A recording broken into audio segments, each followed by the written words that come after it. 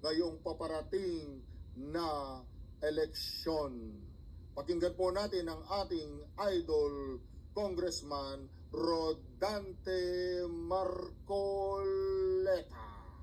Isang kandidato na tatakbo, halimbawa, isa pagka-senador, ano yung dapat na maintindihan ng mga kababayan natin sa isang nagpapail ng Certificate of Candidacy? Ngayon ka lang nakapagtanong ng napakagandang tanong, Nelson.